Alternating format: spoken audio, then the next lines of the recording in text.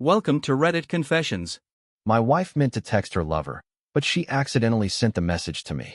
That's how I found out she wasn't alone in our bed. She was just waiting for the right moment to unlock the door. I'm Eli Morgan, 40 years old, ER nurse. Most nights I stitch people back together with bloody gloves and a caffeine pulse. Most days, I watch my father die 1 inch at a time in a hospice bed. I'm the kind of man who stays, who sacrifices, who forgives, until someone makes me stop. Her name is Tori, 36, HR specialist, the kind who makes fake apologies sound sincere. To the outside world, she's professional, poised, polished. At home, sweet when it suits her, cold when it counts. She knows how to say all the right things, just never to the right man. At least, not lately. No kids, no chaos. Just a suburban life with matching towels and monthly goals. Shared calendars, shared playlists, shared lies. The message came while I was hiding in the supply closet. 12-hour shift. No breaks. Just enough time to scroll my phone and pretend the world wasn't falling apart. Then the screen lit up. Tori, he's finally gone. Come over, red heart. At first, I didn't move. Then came the second buzz. Tori, sorry. Wrong person, LOL. Meant that for my sister, grinning face with sweat. But I knew her sister was in Paris for a conference. And even if she wasn't, no sister needed a heart emoji to come over. I didn't reply. I opened the home security app. Tori always thought smart devices made life easier. Me? I thought they were a trap. Cameras, Ring doorbells, Bluetooth logs, digital footprints everywhere. And right now, hers were screaming. At 8:23 p.m., the front door camera showed him arriving. Sean Decker, her coworker, the one with the too white smile and the too loud laugh. The one she said was harmless. At 8:24, she opened the door. He walked in. She leaned into him like he was gravity. He smacked her ass. She giggled. The door closed. I stared at the frozen frame for a long time. Not because I was shocked, but because something inside me finally clicked. She wasn't mine anymore. Maybe she never was. The ER pager buzzed again. Alcohol poisoning in a teenager. I shoved the truth down and went back to work. But something had shifted. I wasn't broken. I was awake. Sorry, wrong text, she said. But her voice cracked just enough for me to hear the truth bleeding through the lie. She called 10 minutes later, as if she hadn't just invited another man into our home. Hey, babe, Tori said, breezy and cheerful like she hadn't sent a digital dagger to my chest. Ignore that last message. Meant it for my sister. Total brain fart. I let the silence hang for just a beat too long. Then, sure, I said, calm as ever. Want me to pick anything up while I'm out? She paused. Just a second. But it was there. That slight flicker of confusion, like I was supposed to react differently. Oh, no, she said quickly. I'm good. Just catching up on laundry. Trying to make a dent before the weekend. Laundry. The same excuse she used 2 months ago when she disappeared for 6 hours and came back smelling like Calvin Klein and lies. Sounds productive, I said, keeping my voice level. In the background, I heard a muffled laugh. Not hers. His. Her voice shifted. Slightly clipped. Anyway, I should go fold the whites before they wrinkle. Talk later? Of course, I said. Love you. She hesitated. I love you too, she said finally, but it sounded like she'd rehearsed it. When the call ended, I didn't scream. Didn't throw the phone. I just stared at the black screen and saw my reflection. Calm, quiet, calculating. She thought the message was her mistake. But the real mistake was assuming I wouldn't see it through. That night, I lay in the break room staring at the ceiling fan spinning too slow. Images flickered behind my eyes like a bad film. Sean stepping into my house. Sean's hand on her hip. Her smiling like I'd never seen in months. I could still hear her lie echoing. Just laundry. But the smart speaker would say otherwise. So would the living room mic. So would every log and every linked device. She forgot I was the one who set it all up. She forgot who taught her how to use the calendar, the cloud, the cameras. She forgot I've always been watching. The next morning, I texted her like nothing happened. Me, morning. How's Ivy doing? Ivy, her snake plant. Named after poison ivy. Irony's a bitch. Tori, LOL. She's thirsty. Like her mama smirking face. I stared at the screen. That emoji. That smirk. She really thought she was untouchable. I texted back. Me. I'll water her when I get home. Or maybe I'll wait until she wilts a little. It was subtle, but pointed. Tori sent back a thumbs up. No follow-up. No joke. Silence. That was the first crack. And when someone's lying, silence is louder than any scream. I hit play. And there she was, laughing in our living room, wrapped in the arms of the man she told me not to worry about. Tori always said our living room was where we made memories. Funny. Now it's where I watched one die. I was sitting in my car outside the hospital, engine off, rain dotting the windshield in slow motion. The Ring app loaded like it knew what it was about to show me. I scrolled to the night before. 8:17 p.m. The message. 8:23. The car pulling up. 8:24. Sean walking up our porch. But this time, I tapped a button I hadn't used in weeks. Live view, save clip. And I watched. The door swung open before he even knocked. Tori practically floated into him. No hesitation. No nerves. Just muscle memory. She grinned like a teenager with a crush. His hands landed on her waist, then her ass. She turned and whispered something into his neck. He laughed. Not the kind of laugh you give someone you're hiding. The kind you give someone who's yours. Then they disappeared inside. The door shut behind them like a secret locking itself. I kept watching. Not because I wanted to. Because I needed to. 9:06 p.m. The living room camera kicked on. Probably triggered by motion. Lots of it. Sean was sitting on the couch. Shoes off. One arm thrown lazily across the back cushion. Tori came in holding 2 glasses of wine. Red. Full. Not the cheap stuff we keep for guests. The bottle I bought for our anniversary. The one we never opened. She handed him a glass, then curled up beside him. Her legs draped over his lap like it was their house. Their night. Their life. I turned the volume up. Tori. He'll be gone all week. No doubles. No surprises. Just us. Sean. You sure he's not onto anything? Tori. Laughs, Eli. He's too exhausted to notice. He trusts me. Sean. Poor guy. Tori. Don't feel too bad. He's married to someone who fakes orgasms better than she files HR reports. Sean. Damn. Cold. Tori. Honest. They clinked glasses. I saved the video. I'd spent the last year barely keeping my dad alive. Juggling night shifts. Holding dying hands. Cleaning up what cancer left behind. Meanwhile, she was pouring wine for a man who couldn't spell commitment if it was tattooed on her thigh. But I didn't yell. I didn't text. I didn't even cry. I just opened a new folder in my cloud storage. Named it Truth. That night, she called like everything was normal. Tori. Hey babe, you sound tired. Me. Just slammed. 3 traumas and a seizure in PEDS. Tori. God, I don't know how you do it. Me. 1 patient at a time. Tori. You want me to heat up dinner? I made stir fry. Me, nah. Might grab something at the cafeteria. Tori. Okay. Love you. Me. You too. When she hung up, I added one more line to the file name. Truth, 01, stir fry lies. MP4. I'd only just started collecting. But she had already confessed. She just didn't know I was listening. I told her I'd be gone another week. She smiled like she'd won the lottery. But I was already 2 blocks away, watching it all unfold. The next morning, I stood in the staff bathroom staring at my reflection. Same tired eyes. Same aching back. But something behind them had shifted. Something cold. Sharp. I texted her on break. Simple. Believable. Me. Babe, heads up. Admin asked me to stay an extra week. ICU's short again. I'm probably pulling 6/12s back to back. 3 dots. She was typing before I even put the phone down. Tori. Oh no. That sucks. Are you sure you're okay to handle that much? Concern. She played it well. Me. Yeah. I'll manage. Tori. Okay, crying face, I'll miss you though. I waited. 7 minutes later. Tori. Guess I'll finally catch up on laundry, lol. There it was. Her signal. Her green light. She thought she had space now. Real, uninterrupted freedom. And I had just handed her the key. Instead of going home, I booked a room at the Wyndham, 2 blocks away. Same neighborhood. Same cell tower. Close enough to get to her before the wine glass hit the table. Far enough that she'd never guess I was near. I parked in the lot, grabbed a change of clothes from the trunk, and checked in under a different name. A nod to the irony. Mr. Decker. Let her lover sign my fake room key. Let the walls start closing in before she even heard the door creak. I spent that night staring at the screen. Ring cam up. Bedroom cam muted. Living room mic recording. At 6:41 p.m. she texted me. Tori. Hope your shift's okay. I just ordered Thai. Miss you, Red Heart. I looked at the feed. She was on the couch.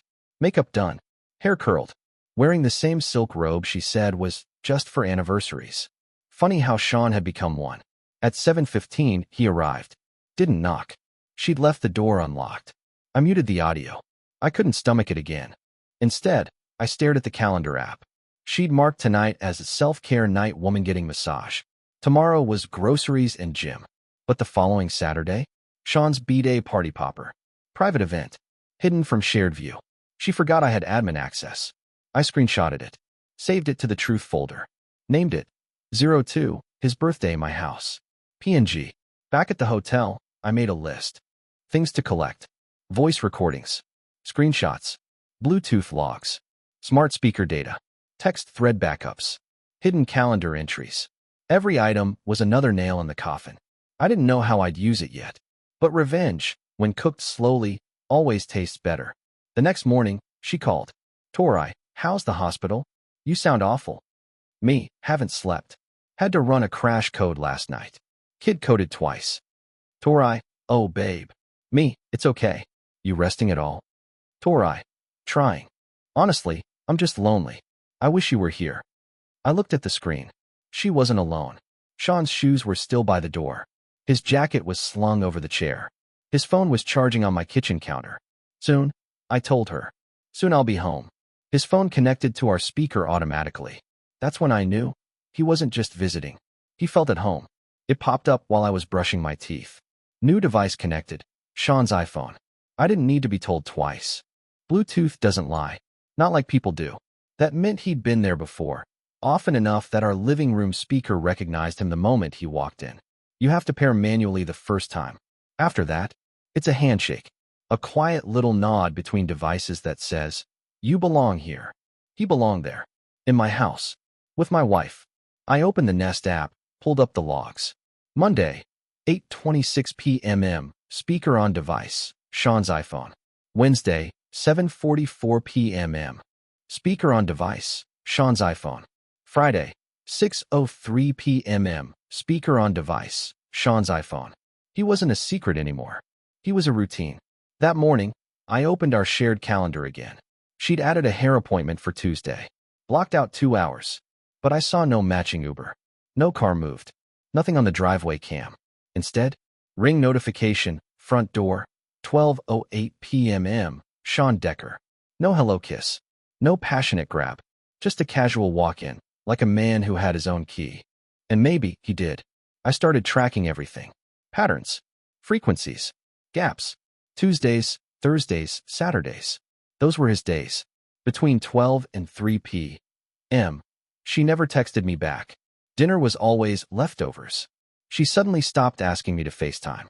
Her excuses grew thin. So thin, I could see the shape of betrayal through them.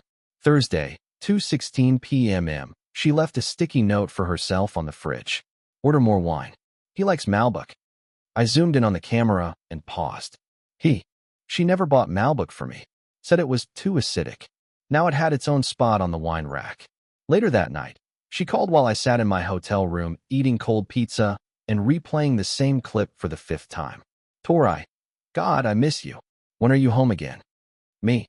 End of the week, maybe. They need me longer than expected. Tori, damn. I was hoping for some alone time with you. Me, yeah. Tori. Playfully, I've been good. Don't I deserve a reward? I bit the inside of my cheek. Hard enough to taste metal. Me. You'll get what you deserve. Tori. Can't wait. I hung up and added 3 new files to the folder. 03. Sean's iPhone logs. CSV. 04. Sticky note. He likes Malbec. JPG. 05. Shared calendar. Fake appointments. PDF. The house was still full of secrets. But now, every smart device was snitching on her. And I was listening. She meant to send a quick audio to her lover, but she forgot one thing. Our Google Drive syncs automatically. I didn't just hear her lie. I heard her moan it. It started with a ping. One of those soft, harmless sounds. Like a whisper. Google Drive. New file uploaded. Audio_202 509 13_1421. M4A. No context. No title. Just numbers. I almost didn't click it. But curiosity is louder than caution. And betrayal never knocks. It just walks right in. I sat on the edge of the bed, earbuds in, heart steady. Then I pressed play. At first, I thought it was static. Then, her voice, close to the mic, breathless. Tori, you drive me crazy. I swear, every time you touch me. A pause. A giggle. Tori. Ugh. Eli doesn't even look at me like that anymore. He's just tired. Always tired. It's like sleeping next to a ghost. I stopped breathing. Then I kept listening. Tori, you make me feel alive, you know that? Like actually alive. I think about you when I'm with him. That's so bad, right? Another voice, faint, Sean's. Sean, bad's kinda hot. They laughed. God, they laughed. I replayed the moment she said my name. Said I was tired. Said I was a ghost. She didn't know what ghosts really were. But she was about to meet one. I downloaded the file and renamed it. 06, Moans and Lies. M4A. Then I opened our shared Google Photos account. Searched for videos. Timestamps. And there it was. Clip from last week. Bedroom cam. 11:48 p.m. Muted by default. But the motion data said everything. 2 figures. 1 shape. Not me. I didn't just have voices now. I had proof. That night, she texted. Tori, you okay? You've been quiet. Me. Just tired. Like a ghost, remember?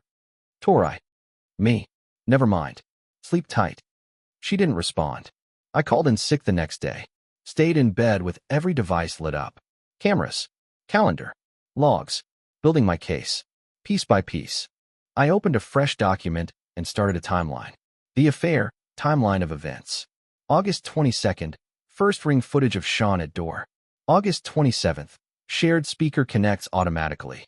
September 1st, audio recording uploaded. September 13th, moan memo plus confirmation of emotional affair. She wanted passion. She wanted to feel alive. So I gave her the one thing she didn't expect. Surveillance. With a heartbeat. She built an entire fantasy life with him. Vacation plans, wedding ideas, even a playlist. And she never once pictured me in it. It started with a shared Pinterest notification. I didn't even know she still used it. Tori Morgan 87 added a new pin to our place. I stared at it for a second, confused. We didn't have a board called Our Place. At least, not one I was part of. I logged into the account. Years ago, she'd asked me to help her recover the password. She never changed it. Inside, I found a hidden board. Private. Unshared. Our Place ring sparkles. It had 172 pins. Cabins with wraparound porches. Quotes like, "It was always you." Matching tattoos on collarbones. A playlist titled, Us, No Skips. Not a single photo of us. Not one inside joke.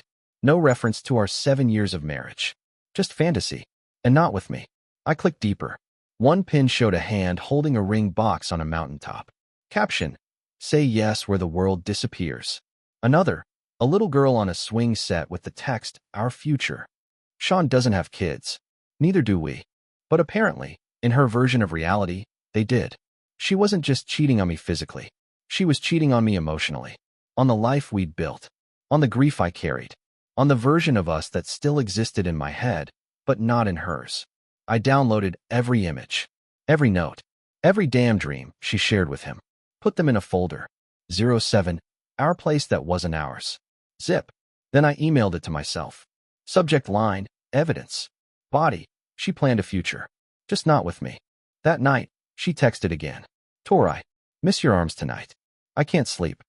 I didn't answer. Because I was wide awake, staring at a mock wedding board where my name never once appeared. I played her voice memo again. Let her words fill the silence. He's just tired. Like sleeping next to a ghost. No, Tori. You weren't sleeping next to a ghost. You were sleeping next to a man who thought you were still in love with him. Now you're sleeping under surveillance. She thought she was nesting. I was evacuating. Quietly. Carefully. Right under her nose. Saturday morning. Sunlight spilling into the bedroom like it still had permission to be warm. Tori was humming in the kitchen.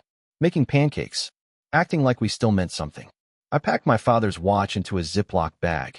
It started with the little things. My documents. Birth certificate.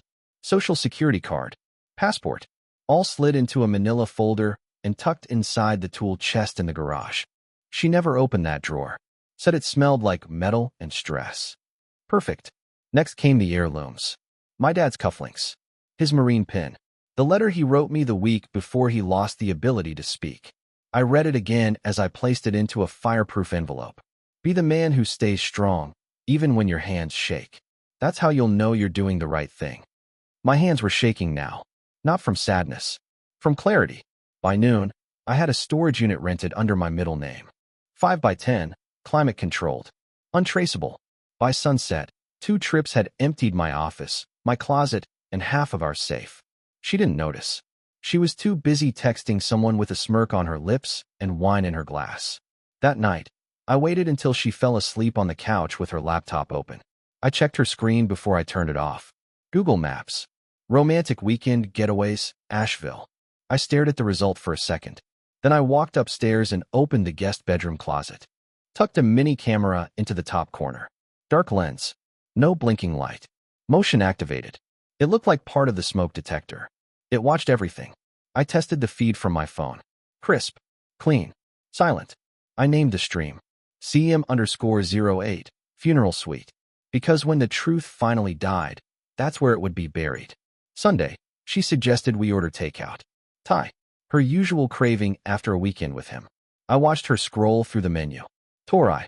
Pad Ki Mao or Masa Man. Me. Whichever makes you feel alive. She looked up, a flicker of something in her eyes. Then smiled. Torai, Masa Man. Comfort food. Comfort? I had a hidden camera, a locked storage unit, and her entire double life downloaded to my phone. She had no idea how uncomfortable this was about to get. She danced around the kitchen while her betrayal played on loop. Every track a countdown. Every lyric a warning she never heard. Torai loved our couples playlist. Said it was us in 100 songs. We made it together in 2018. Back when we used to slow dance in the living room at midnight. Drunk on boxed wine and fake forever. Back then it had names like Electric Love, Lucky, Latch, Acoustic.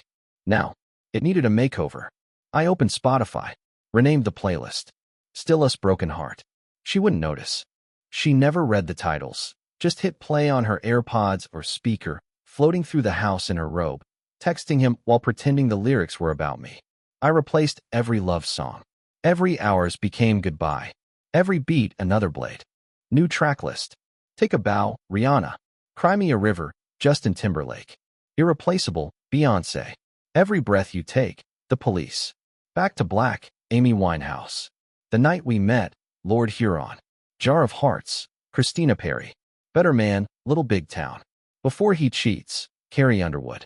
Final track, placed right at the bottom. Let her hear the warning, wrapped in melody. Let it echo when she's in the shower. Let it sink in while she puts on perfume for him. She texted me that night. Torai. Playlist fire tonight, fire, fire, fire. Mood for days, LOL. I stared at the message. At the fire emoji. At the casual LOL. She didn't recognize any of the lyrics. Not the betrayal in Beyoncé's voice. Not the stalking pain of the police. Not the ash left in Amy's breath. She thought it was background music. It was a goddamn eulogy. Later, I watched her on camera, dancing barefoot with a glass of wine, spinning slowly in our kitchen to take a bow. She was smiling, twisting, oblivious. I added one more song before I logged off. Truth Hurts, Lizzo, because when this all ends, I want her to look back at that playlist and wonder how she didn't see it coming. Every lie had a timestamp.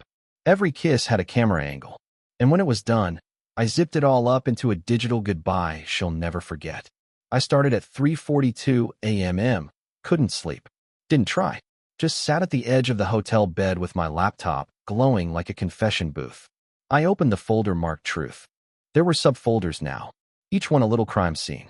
Audio recordings, ring footage, calendar lies, voice memos, Pinterest future, shared playlist changes, text threads, recovered, Sean's speaker logs, bedroom cam. Each file was a match. Together, they were the fire. I started compiling. Screenshots of her messages. He's finally gone. Come over, Red Heart. I think about you when I'm with him. He trusts me. Poor guy. Photos. Sean entering the house. Her curled in his lap. Them toasting with wine I bought. Her hands on him in our kitchen. Clips. That voice memo she forgot to delete. The bedroom camera footage. The speaker logs auto-connecting to Sean's iPhone. Timeline. I built it like a case file. Exact times. Dates. Audio overlays. At 6:12 a.m. I zipped it. Goodbye _ Tori. Zip. 2. 3 gigabytes of curated betrayal. Organized. Color-coded. Labeled for clarity. I uploaded it to a private Google Drive link. Then I scheduled the email. 2. Tori Morgan. Subject. For your records. Body. Don't worry. You won't need a playlist for this one. Just a good lawyer. E. Send time. Monday, 8 a.m. Right when her weekly staff meeting starts. Right when she's pretending to be professional, poised, powerful. Let's see how HR handles this kind of file. She texted me later that morning. Tori, miss you. Counting the days till you're back, red heart. I didn't answer. Because in 2 days, she'd get every answer she thought she'd buried. And I'd already be gone. She came downstairs expecting coffee. She found a kitchen half empty and a note that said everything I didn't need to scream. Sunday night was still. Too still. The kind of silence that wraps around you like a closing curtain.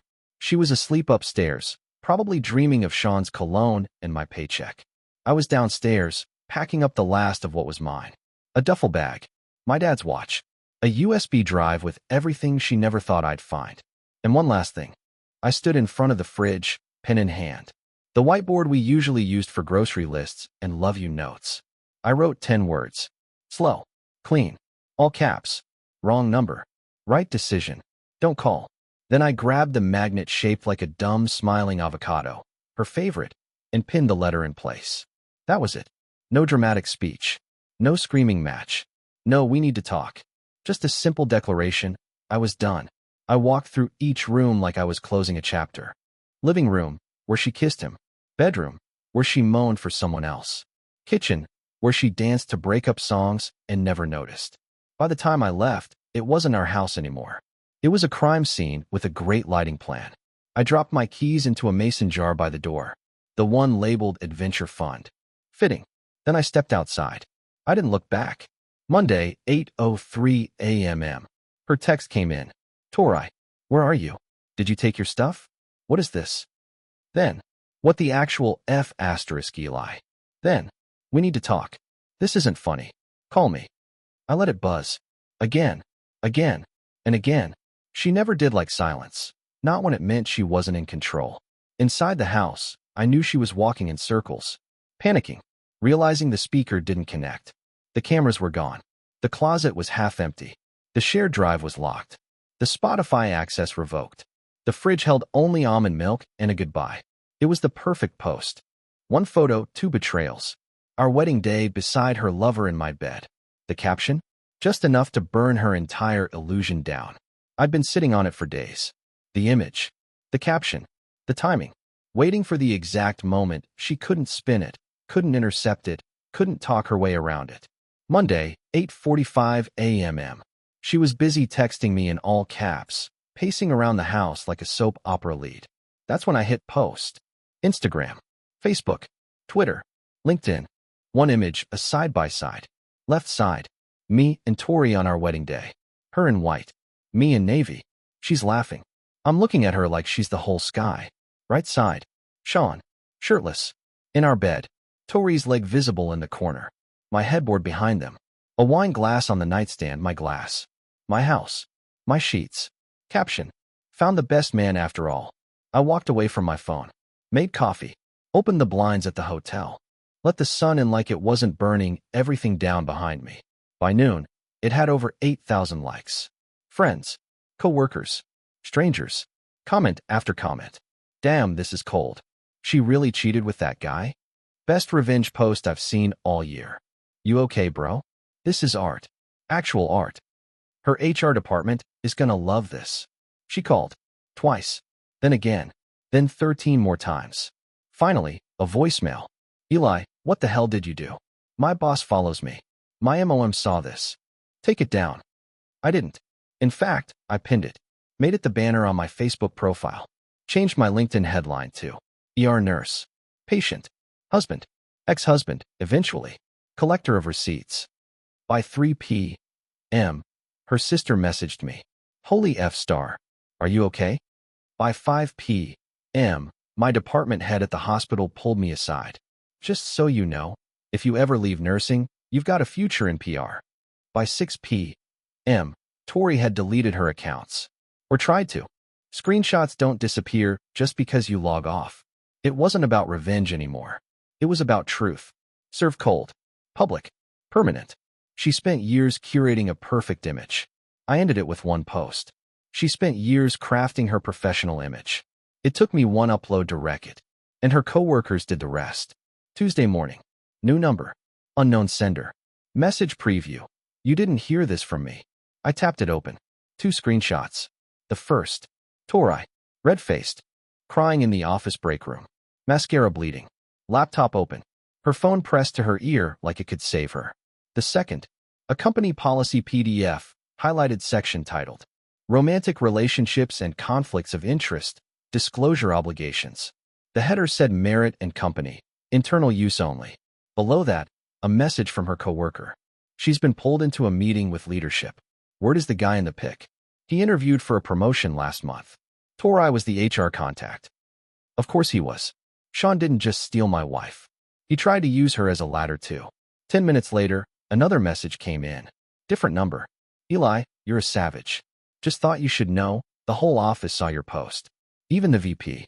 She's on leave now. Leave. That corporate purgatory where reputations go to die. I opened LinkedIn. Tori's profile was still up, for now. I refreshed. Her job title was gone. Bio deleted. Only thing left was her name.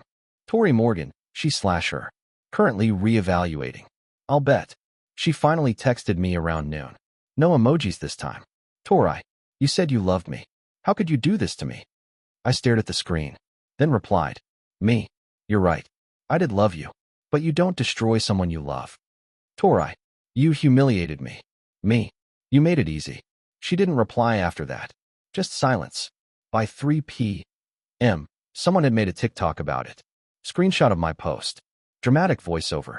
Zoom on the bed photo. Caption. She thought she was playing chess.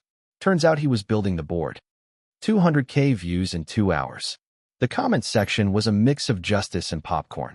This man watched in 4K and bided his time. King. Not all heroes wear scrubs. Oh wait. Yes they do. Sean about to be jobless and single. HR violation speedrun, any percent. Justice. MP 4-inch. I didn't smile. Not really. But something settled in me. Like the weight had shifted. It wasn't joy. It wasn't even satisfaction. It was something colder. Sharper. Peace. You were never supposed to see that, she wrote. And that's when I knew. She wasn't sorry for cheating. She was sorry for getting caught. The message came at 11:17 p.m. I was sitting on the edge of my new bed in my new place, sipping whiskey from a coffee mug because I hadn't unpacked the glasses yet. Phone lit up. Tori, you were never supposed to see that. 7 words. That was her grand finale. Not I'm sorry. Not I messed up. Not help me fix this. Just regret that her illusion shattered under my silence. I stared at the screen for a while. Watched the 3 little dots appear. Then disappear. Then come back. She was typing something else. Probably scrambling to soften it. To backpedal. To twist it just enough to get a sliver of sympathy. I didn't wait. I typed back 2 words. Me. That's the point. Then I blocked her. I sat there in the dark, letting the silence settle in like dust on old memories. She'd always been good at hiding behind soft words and hard smiles. But in the end, it was a single accidental message that unraveled her entire web. She sent the wrong text. But I was the right recipient. Because I didn't just break down. I built back sharper. The next morning, I woke up to 5 missed calls from unknown numbers. Probably her friends. Or co-workers. Or maybe Sean, finally realizing the fire he stepped into. Didn't matter. I changed my number before noon. Wiped the slate clean. Canceled all remaining shared accounts. Spotify. Nest. Google Photos. Cloud storage. I deleted every smart device off my network. Reset the routers. Factory reset the speakers. My digital footprint was mine again. I held her last message on the screen one last time before deleting it. You were never supposed to see that. And just whispered to myself. You were never supposed to be this careless. New number. New place. New piece. No shared playlists. No synced devices. No more waiting for a buzz that broke me. The first notification I got on my new phone wasn't from her. It was from the weather app. Clear skies today in your area. Yeah, sounds about right. I moved into a 1-bedroom near the lake. Nothing fancy. Just mine. White walls. Unfinished furniture. Silence. The kind that didn't feel like tension, but like peace. The first thing I bought. A coffee mug. Plain black. No cutesy quotes. Just something I didn't have to share. I filled it, stood by the window, and watched the sun rise without wondering if someone else was already in my house or in my wife. I didn't install any smart devices. No Google Nest. No shared calendars. No speaker logs. No cameras watching back. The only voice I needed to hear was my own, and I let it speak freely again. Sometimes, I still get tagged in the comments of that post. The wedding photo. The bed photo. The caption that set everything on fire. Found the best man after all. People keep asking, do you regret going public? No. I regret trusting someone who thought secrets made her smarter. I regret every time I told myself I was just tired instead of suspicious. But going public? That was my reset button. That was the truth, out in the open, uneditable.